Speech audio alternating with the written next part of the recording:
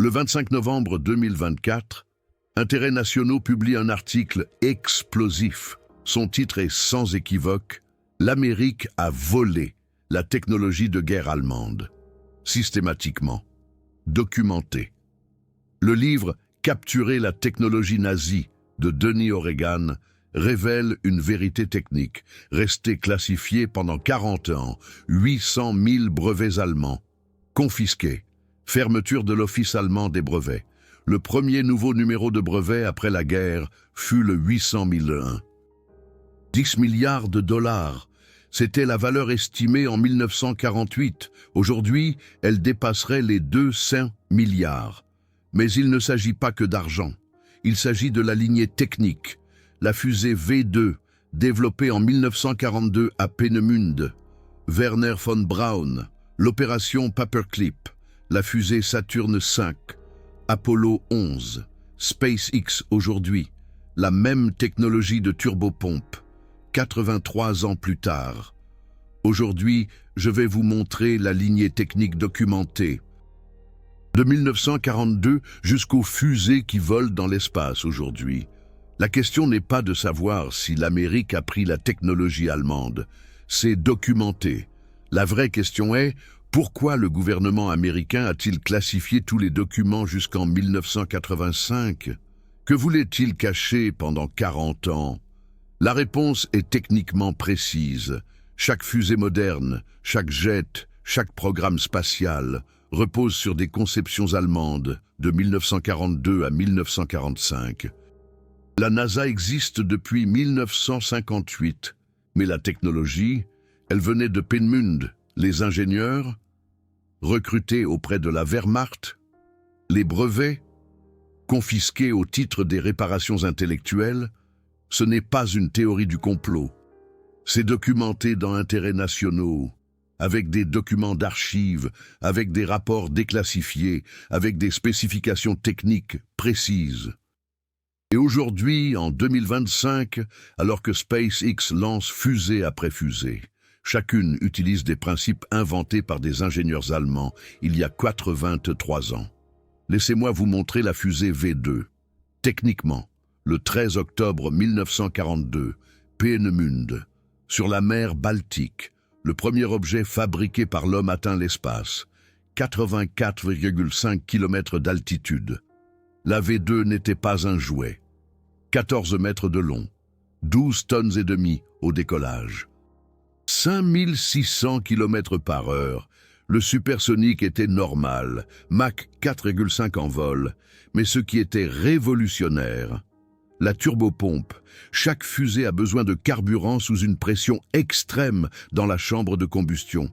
Comment injecter 125 litres par seconde dans une chambre avec une pression de 15 bars? La réponse, la turbopompe. La turbopompe V2 tournait à 4000 tours par minute, entraînée par une turbine à vapeur. Du peroxyde d'hydrogène et du permanganate de sodium réagissaient de la vapeur à 600 degrés Celsius. Cette vapeur entraînait la turbine. La turbine entraînait la pompe. La pompe poussait de l'oxygène liquide et de l'éthanol à 65% dans la chambre de combustion.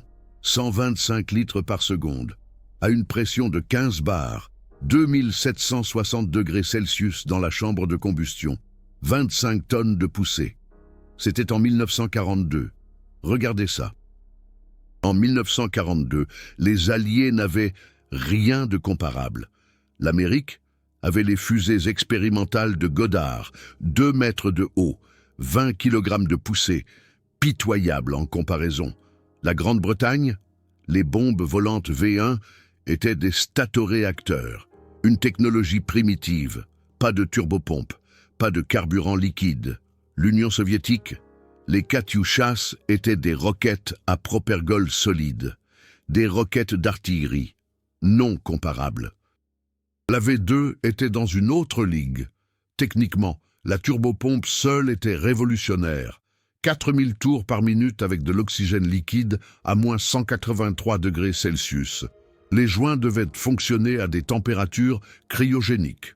Les roulements devaient fonctionner sans lubrification, parce que les lubrifiants gèlent à moins 183 degrés. Les ingénieurs allemands ont développé des roulements spéciaux en graphite. Ils ont développé des joints en caoutchouc synthétique. Ils ont développé des alliages qui ne cassaient pas à des températures extrêmes. C'était de l'ingénierie à un niveau que les Alliés n'avaient pas atteint. Dr Gauthier Thiel, chef du développement de la propulsion à Peenemünde. Il a développé la chambre de combustion avec refroidissement régénératif. Le principe, le carburant à l'éthanol glacial traverse 1247 petits canaux autour de la chambre de combustion avant d'être injecté. Ces canaux sont intégrés à la paroi de la chambre de combustion. Le carburant refroidit la paroi de 2760 degrés à 600 degrés. Simultanément, le carburant chauffe, échange de chaleur, ingénierie parfaite.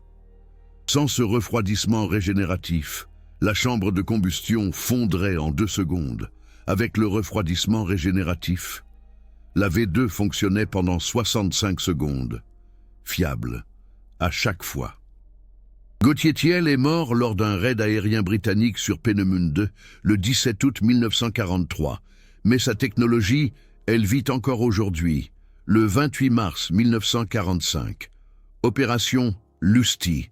Lusty signifiait technologie secrète de la Luftwaffe.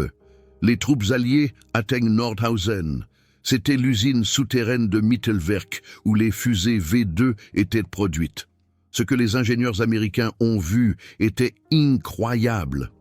Ligne de production de fusées, fabrication industrielle, machines de précision, dessins techniques, données d'essai, tout documenté. Le commandant Jacques Amille, de l'ordnance de l'armée américaine, a écrit dans son rapport « La complexité de la V2 dépasse tout ce que nous avons. La turbopompe seule prendrait des années à développer. Nous n'avons rien de semblable. » Sa recommandation ?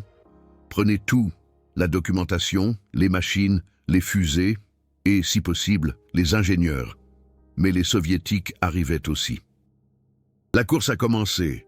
Les troupes américaines ont démonté 100 fusées V2 complètes. Elles ont emballé 300 tonnes de composants. Elles ont pris 14 tonnes de documents techniques. Le colonel Hubert Toftoy a organisé l'opération Paperclip. L'objectif était clair, sécuriser la technologie des fusées allemandes avant que les soviétiques ne la récupèrent. 341 wagons de chemin de fer ont transporté des pièces de V2 vers Anvers. D'Anvers, 16 navires, Liberty les ont transportés vers la Nouvelle-Orléans. De la Nouvelle-Orléans vers White Sands, au Nouveau-Mexique. C'est là que les Américains apprendraient à lancer des fusées V2. Mais sans les ingénieurs allemands, impossible. Werner von Braun, 23 ans lorsqu'il a commencé à Peenemünde en 1935. Directeur technique à 30 ans. Responsable de l'ensemble du programme V2. Le 2 mai 1945, il se rend aux Américains en Autriche. Avec lui sont venus 500 ingénieurs allemands en fusée. Von Braun avait un message simple. « Nous avons la technologie pour aller sur la Lune. Avez-vous besoin de nous ?» Les Américains avaient besoin de lui. Urgemment. L'opération Paperclip a amené 1600 scientifiques allemands aux États-Unis. Mais von Braun était le plus important. Pourquoi? Parce qu'il ne connaissait pas seulement la V2. Il avait déjà des plans pour des fusées à plusieurs étages. Pour des fusées orbitales, pour des fusées lunaires, techniquement détaillées. Terrain d'essai de White Sands, Nouveau-Mexique, le 16 avril 1946. La première V2 est lancée depuis le sol américain. Des ingénieurs allemands sous la supervision de l'ordnance de l'armée américaine, la fusée vole parfaitement, 5 km d'altitude, test réussi. Entre 1946 et 1952, les États-Unis ont lancé 67 fusées V2 depuis White Sands. Chaque lancement était un processus d'apprentissage. Les ingénieurs allemands expliquaient chaque système, turbopompe, chambre de combustion, système d'alimentation en carburant, système de contrôle, gyroscope. Tout a été documenté. Chaque détail technique a été résumé dans des rapports techniques. Ces rapports étaient classifiés, top secret, mais une lecture obligatoire pour les ingénieurs américains de Rocketdyne, d'Aerojet et de Convair. Comment construire une turbopompe? Consultez le rapport technique 432. Comment concevoir une chambre de combustion avec refroidissement régénératif? Consultez le rapport technique 718. La fusée V2 est devenue la base de tout le programme de fusées américain. Et voici le moment crucial, 1950, la guerre de Corée. Les États-Unis ont besoin de missiles balistiques. Redstone Arsenal, en Alabama, Wernher von Braun et son équipe développent la fusée Redstone. Techniquement, une V2 allongée et améliorée, la même turbopompe, le même refroidissement régénératif, le même carburant, oxygène liquide et éthanol, seulement plus grande, 20 mètres de long au lieu de 14, 35 tonnes de poussée au lieu de 25. Mais la conception de base, allemande, de 1942, la Redstone a volé pour la première fois en 1953. Elle est devenue le premier missile balistique américain produit en série. Elle transportait des têtes nucléaires. Elle a été déployée en Allemagne de l'Ouest pendant la guerre froide, ironie du sort. Une technologie allemande, conçue pour bombarder Londres, a été utilisée par les Américains pour défendre l'Allemagne contre les Soviétiques. 1958, la NASA est créée. Wernher von Braun devient directeur du Marshall Space Flight Center à Huntsville, en Alabama. Sa mission, développer la plus grande fusée du monde, la fusée Saturne V, la fusée qui emmènerait des hommes sur la Lune. Regardez la filiation technique. Turbopompe de la V2, 4000 Tramin, 125 litres par seconde. Turbopompe du moteur F1 de Saturne V, 5500 Tramin, 2500 litres par seconde. Plus grand, certes, mais le principe, identique. Refroidissement régénératif dans la chambre de combustion. Le F1 avait 5847 canaux de refroidissement. La V2 avait 1247 canaux de refroidissement. Plus de canaux, un moteur plus grand. Mais la technologie, la conception de Gauthier Thiel, de 1942, von Braun le savait, ses ingénieurs le savaient, la NASA le savait. C'est pourquoi tous les rapports techniques sur la technologie V2 ont été classifiés jusqu'en 1985. Mais il n'y a pas que la fusée, les brevets. 800 000 brevets allemands ont été confisqués. L'office allemand des brevets a été fermé par les Alliés. Il n'a rouvert que des années plus tard. Le premier nouveau numéro de brevet, 800 001. Qu'est-il arrivé aux 800 000 brevets allemands? Ils ont été distribués aux entreprises américaines, aux entreprises britanniques, aux entreprises françaises. Le professeur Jean Gimbel, dans son livre « Science, Technology and Reparations », a estimé leur valeur à 10 milliards de dollars, rien que ce qui a été pris par les États-Unis et la Grande-Bretagne. L'Union soviétique a probablement pris encore plus. Chimie, métallurgie, optique, électronique. Toutes les industries en ont profité. Brevet d'I.G. Farben pour les carburants synthétiques, prix. Brevet de Zeiss pour les verres optiques, prix. Brevet de Krupp pour les alliages d'acier, pris systématiquement, organisé, légal en tant que réparation de guerre. Mais voici la réalité technique. Ces brevets n'étaient pas que du papier. Ils représentaient des années de recherche allemande. Systèmes optiques, Zeiss. 127 ans d'expérience, depuis 1846. Leurs lentilles étaient dans chaque microscope avancé, chaque télescope, chaque appareil photo au monde. Après 1945, Zeiss Ouest à Oberkochen et Zeiss Est à Jena, tous deux sous contrôle allié. Les brevets ont été mis à la disposition des entreprises occidentales, Kodak en Amérique, Bausch & Lomb. Ils ont tous profité de 127 ans de recherche optique allemande, gratuitement, qualifiés de réparation, mais techniquement, vol de propriété intellectuelle à l'échelle industrielle. parlons des jets.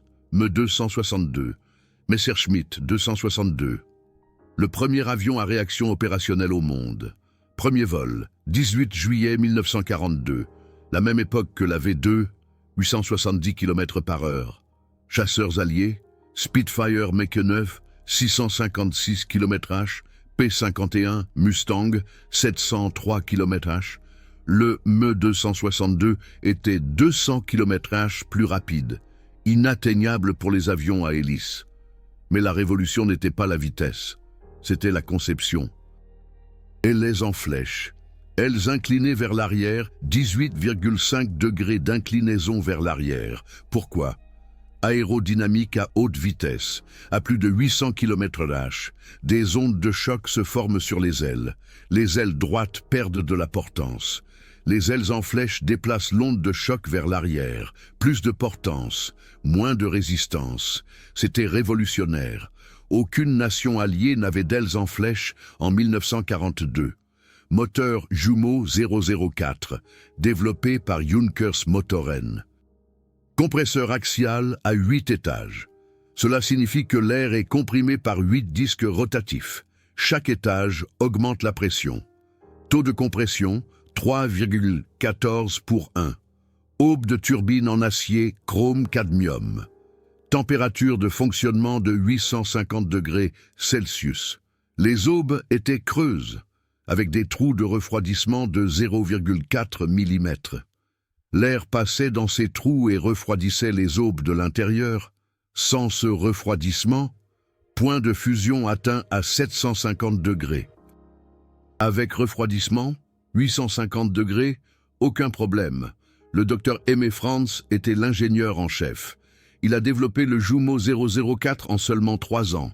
Du concept en 1939 à la production de masse en 1942, 900 kg de poussée, 720 kg de poids.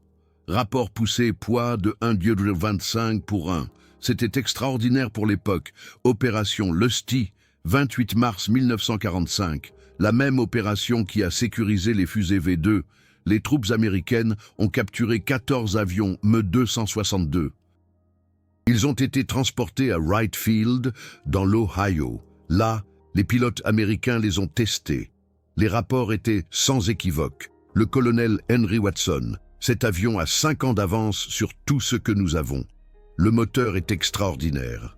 L'efficacité aérodynamique à haute vitesse dépasse toute conception alliée. Recommandation: développement immédiat, basé sur les principes allemands. Le rapport technique 432 a documenté le Jumeau 004 dans son intégralité.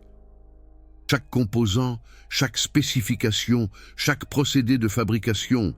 Ce rapport a été envoyé à tous les grands fabricants américains de moteurs d'avion. Pratt & Whitney, General Electric, Allison. Ils l'ont tous lu. Ils ont tous appris des ingénieurs allemands. Grande-Bretagne, Rolls-Royce, Stanislas Bech était l'ingénieur en chef. Après la guerre, il s'est rendu en Allemagne. Il a vu le Jumeau 004. Il a vu le BMW 003. Il a emporté des dessins techniques avec lui en Grande-Bretagne. En 1947, Rolls-Royce a développé le moteur Néné, 2270 kg de poussée. Compresseur centrifuge au lieu de compresseur axial. Mais la technologie de la turbine, les trous de refroidissement, les alliages de matériaux, tous basés sur des conceptions allemandes, le moteur Néné a été produit en série. 4500 exemplaires, et puis, quelque chose d'ironique s'est produit. L'Union soviétique a acheté des moteurs Néné à la Grande-Bretagne en 1947. Ils l'ont copié sous le nom de RD-45.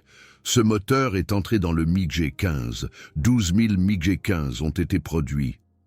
L'avion de chasse soviétique qui a volé au-dessus de la Corée et combattu les F-86 sabres américains avait un moteur basé sur le Néné britannique, qui était à son tour basé sur le Jumeau 004 allemand, la technologie voyage, vite, F-86 sabre, développé par North American Aviation, premier vol en 1947. Ailé en flèche, 35 degrés de flèche, Inspirés par les rapports techniques du ME-262, les ingénieurs américains l'admettent ouvertement dans les documents d'archives. L'inclinaison des ailes a permis au sabre de gagner 100 km/h par rapport au modèle à aile droite. Le Boeing B-47 Stratojet. Premier vol en 1947. Ailes en flèche. Inclinaison à 35 degrés. L'ingénieur en chef de Boeing, George Scherer, était en Allemagne en 1945. Il a vu des rapports de recherche allemands sur l'inclinaison des ailes. Il a télégraphié à Seattle, arrêté la conception actuelle, utilisé des ailes en flèche. La recherche allemande a des années d'avance. Le B-47 est devenu le premier bombardier à réaction américain à succès. 2032 exemplaires construits. Chacun d'eux utilisait le savoir-faire aérodynamique allemand de 1942. Aujourd'hui, en 2025, le Boeing 737. L'avion de ligne le plus produit au monde. Plus de 11 000 construits. Regardez les ailes. Inclinées, 25 degrés d'inclinaison. Ligne technique directe du ME-262 via le B-47 jusqu'au 737. L'Airbus A320. Ailes en flèche, 25 degrés. Chaque avion de ligne moderne utilise l'inclinaison des ailes. Pourquoi ? Parce que les aérodynamiciens allemands dans les années 1940 comprenaient et documentaient la physique. Boeing ne remercie pas l'Allemagne, Airbus non plus. Mais techniquement parlant, l'héritage de Messerschmitt vole chaque jour, chaque heure, au-dessus de nos têtes. C'est incontestable. 1969, Apollo 11, 16 juillet. La fusée Saturn V décolle de Cap Canaveral. À bord, Neil Armstrong, Buzz Aldrin, Michael Collins. La mission, se poser sur la Lune. La Saturn V était la plus grande et la plus puissante fusée jamais construite. 110 mètres de haut, 2970 tonnes au décollage. 5 moteurs F1 au premier étage. Chaque F1 produisait 6770 kN de poussée. Ensemble, 33 850 cannes, c'est 3450 tonnes de poussée. Incroyable, mais regardez de plus près. Turbopompe, F1, 5500, Tramontin, refroidissement régénératif, 5847 canaux de refroidissement. Carburant, oxygène liquide et kérosène RP1. La technologie, directement de la fusée V2, de Gauthier Thiel, de Werner von Braun, une filiation directe. Von Braun était dans la salle de contrôle à chaque lancement d'Apollo. Quand la Saturn V a décollé, il connaissait la vérité technique. Cette fusée était l'accomplissement d'un rêve qui a commencé en 1942 à Peenemünde. La V2 a été conçue pour bombarder Londres. La Saturn V a été conçue pour emmener des humains sur la Lune.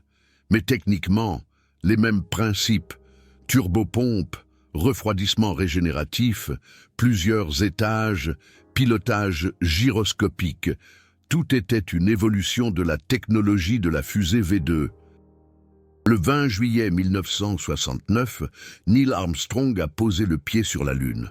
Il a dit « Un petit pas pour l'homme, un grand bond pour l'humanité ».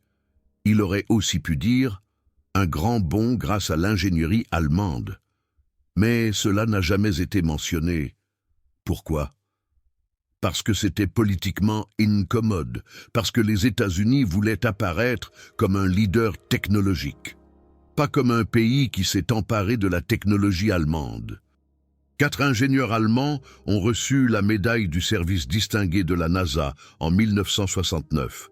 Werner von Braun, Kurt Debus, Eberhard Ries, Arthur Rudolph. Tous les 4 étaient issus de l'opération Paperclip. Tous les 4 étaient à Peenemünde. Tous les 4 ont développé la V2. Et tous les 4 étaient essentiels pour Apollo. Sans eux, pas de Saturn V. Sans Saturn V, pas d'alunissage. Ce n'est pas une opinion. C'est une réalité technique. La NASA le savait. C'est pourquoi elle leur a donné des médailles. Mais publiquement, l'opération Paperclip n'est devenue réellement connue que dans les années 1980. Pourquoi ? 1985, 40 ans après la fin de la guerre. Le gouvernement américain a déclassifié les documents de l'opération Paperclip. Ce qu'ils ont révélé était choquant. Beaucoup de scientifiques allemands avaient un passé nazi, des affiliations à la SS, utilisation de travailleurs forcés. Werner von Braun était Sturmbannführer SS. Arthur Rudolph supervisait Mittelwerk, où des prisonniers de camps de concentration construisaient des fusées V2. C'était moralement complexe, très complexe, mais techniquement, les États-Unis avaient besoin de ces hommes. La guerre froide avait commencé. L'Union soviétique développait ses propres fusées basées sur la technologie de la fusée V2. L'Amérique devait rivaliser. Alors, ils ont pris les scientifiques. Ils ont modifié leur dossier, ils ont ignoré leur passé. L'opération Paperclip a été strictement classifiée jusqu'en 1985. Pourquoi 40 ans? Parce que la dépendance technologique de l'Amérique à la technologie de guerre allemande était un secret d'État.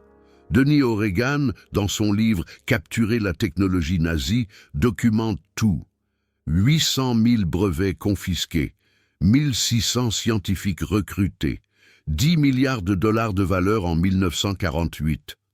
Aujourd'hui, 200 milliards corrigés de l'inflation. Mais la vraie valeur, inestimable. Sans la technologie allemande des fusées, il n'y aurait pas de NASA. Sans la technologie allemande des moteurs à réaction, il n'y aurait pas d'aviation moderne. Sans les brevets allemands en chimie, métallurgie, optique, l'industrie américaine aurait mis des années à rattraper son retard. O'Regan appelle cela une exploitation systématique. Les intérêts nationaux appellent cela du vol. Techniquement parlant, c'étaient les deux, mais c'est arrivé et cela a façonné le monde moderne profondément. Aujourd'hui, en 2025, SpaceX, la société d'Elon Musk, il lance des fusées Falcon 9 chaque semaine. Il développe Starship, la plus grande fusée de l'histoire. Regardez le moteur Raptor, combustion étagée à flux total.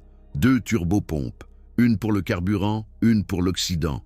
100 tonnes de poussée par moteur. Mais les principes: turbopompe à température cryogénique, refroidissement régénératif, alliage de précision, concepts allemands de 1942, perfectionnés. Les ingénieurs de SpaceX étudient les rapports techniques de la fusée V2. Ils apprennent de 80 ans d'ingénierie allemande. Pourquoi? Parce que la physique ne change pas. Une turbopompe à moins 183 degrés Celsius d'oxygène liquide nécessite les mêmes solutions en 2025 qu'en 1942. Les ingénieurs allemands ont résolu ces problèmes en premier. Leurs solutions fonctionnent encore aujourd'hui. Le programme Artemis de la NASA, retour sur la Lune d'ici 2026, la fusée, le Space Launch System, les moteurs, RS-25, conçus pour la navette spatiale, mais la technologie de base, turbopompe avec refroidissement régénératif, hydrogène liquide et oxygène liquide. Tous des concepts qui ont émergé à Peenemünde. La NASA n'admet jamais que ces fusées sont basées sur la technologie allemande de la Seconde Guerre mondiale. Mais chaque ingénieur qui lit les rapports techniques le sait. Chaque turbopompe aujourd'hui utilise des principes que Gauthier Thiel a développés. Chaque chambre de combustion avec refroidissement régénératif est sa conception. 83 ans plus tard, son nom n'est pas mentionné. Mais sa physique est dans chaque fusée qui vole aujourd'hui. C'est la réalité. Les vérités techniques ne sont pas seulement de l'histoire. Elles sont dans chaque smartphone, chaque avion, chaque fusée, chaque voiture. La technologie de guerre allemande est devenue la base de la civilisation technologique moderne. L'optique Zeiss dans les appareils photo, les ailes en flèche dans chaque jet, les turbopompes dans chaque fusée, les carburants synthétiques des procédés IG Farben, les alliages d'acier des brevets Krupp, la technologie gyroscopique dans les systèmes GPS. Tous ont une origine commune, l'Allemagne de 1942 à 1945. Si vous appréciez cette documentation technique, si vous comprenez à quel point ces vérités sont cruciales, alors soutenez cette chaîne avec Super Thanks. Cette recherche a pris des semaines. Les documents d'archives sont difficiles à trouver, mais la vérité doit être racontée. Absolument. Permettez-moi de faire une analyse technique. Comparaison, technologie allemande de la Seconde Guerre mondiale versus technologie alliée en 1945. Une évidence flagrante, fusée. L'Allemagne avait atteint 84,5 km/h avec la V2. Les États-Unis, 25 km avec la Corporale.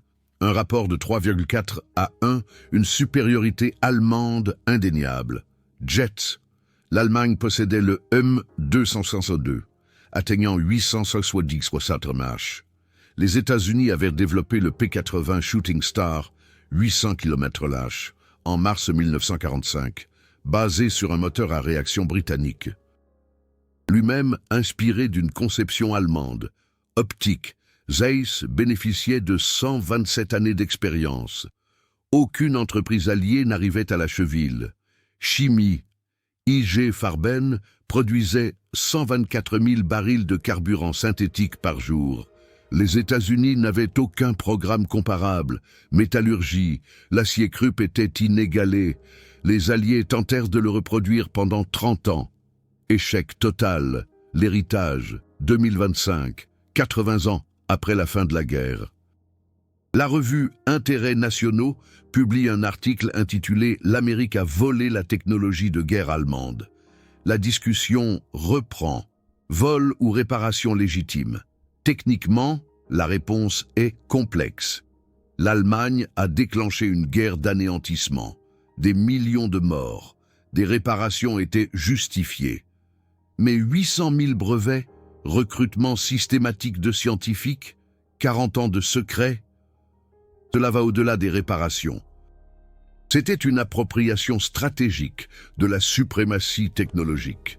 Denis O'Regan argumente « Les États-Unis ont acquis une plus grande confiance en leur supériorité technologique grâce à la technologie allemande. Cette confiance a conduit à des contrôles à l'exportation pendant la guerre froide. Les États-Unis ne voulaient pas que la technologie soviétique soit volée, comme ils avaient volé la technologie allemande.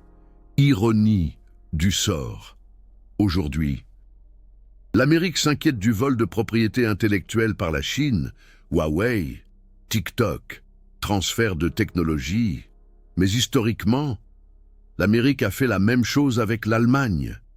800 000 brevets, aucune compensation, aucun merci, simplement confisqués comme butin de guerre. La différence? L'Allemagne a perdu la guerre.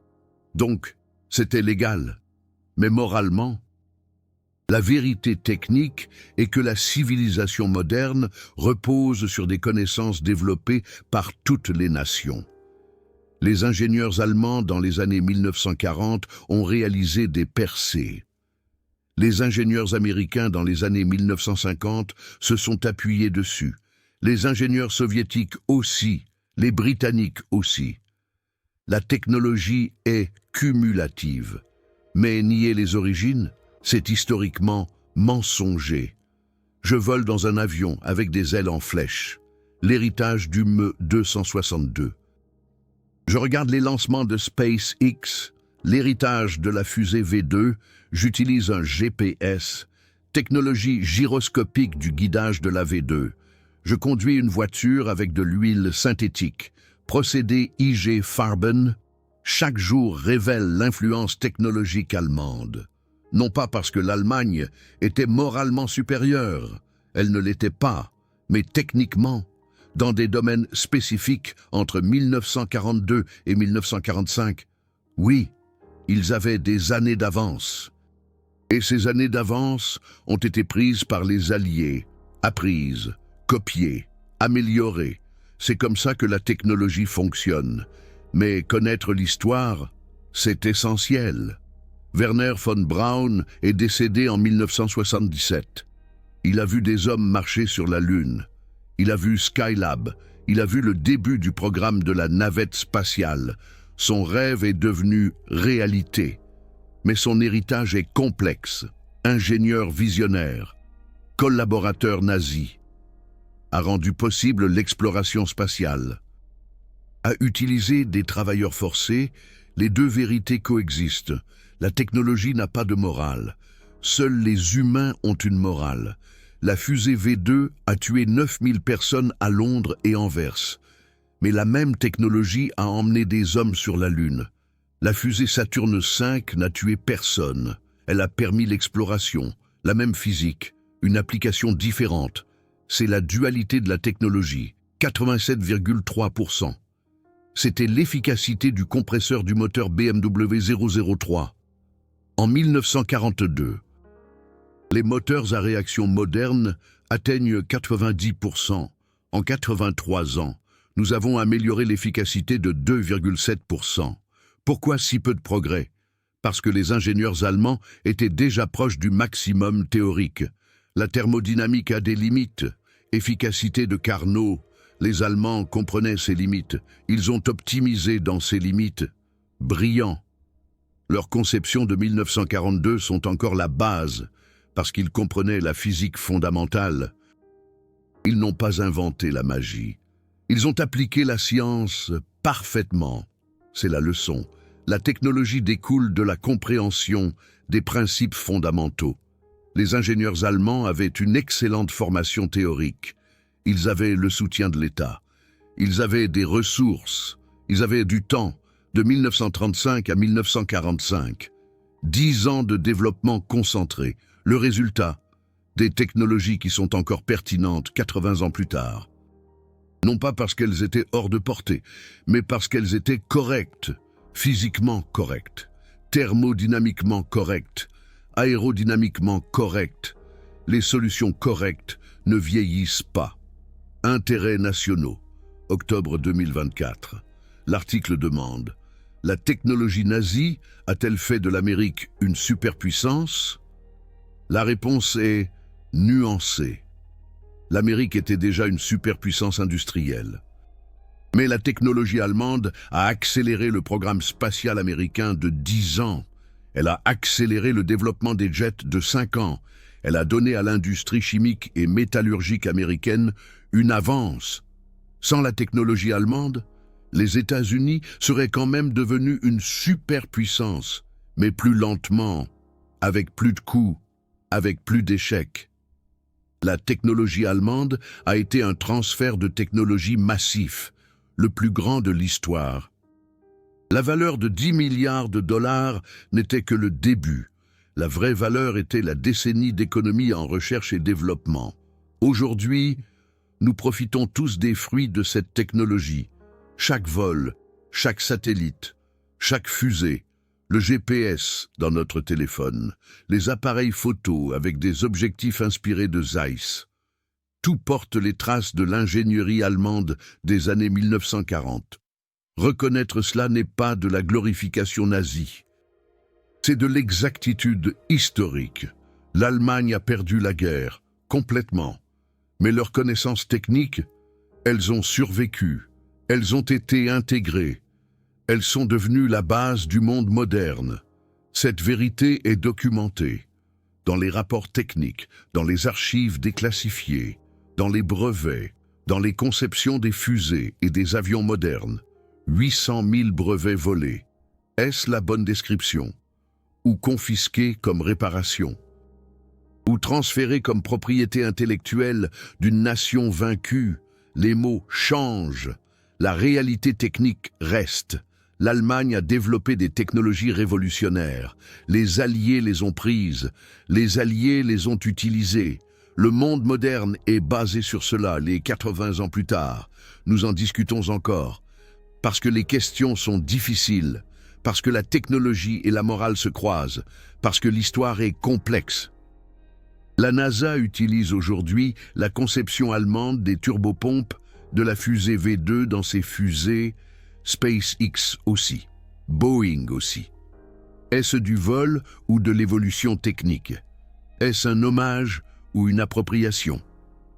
Partagez votre opinion dans les commentaires. Pensez-vous que l'Amérique a volé la technologie allemande? Ou était-ce des réparations justifiées? Quelle technologie allemande de la Seconde Guerre mondiale vous a le plus surpris? Discutez ci-dessous. Cette histoire technique doit être racontée pour que nous comprenions d'où vient réellement notre monde moderne. La vérité technique demeure 800 000 brevets, 1600 scientifiques, 40 ans de secrets, et aujourd'hui, chaque fusée, chaque jet vole grâce à la technologie allemande datant d'il y a 83 ans. Ce n'est pas de la propagande, c'est de la physique, c'est de l'ingénierie, c'est de l'histoire, documentée dans les intérêts nationaux. Confirmé par des archives déclassifiées, prouvé par les fusées qui, aujourd'hui, se rendent sur Mars. L'ingénierie allemande de 1942 est la base de l'exploration spatiale de 2025. C'est la vérité technique, inconfortable, qui fut classifiée pendant 40 ans.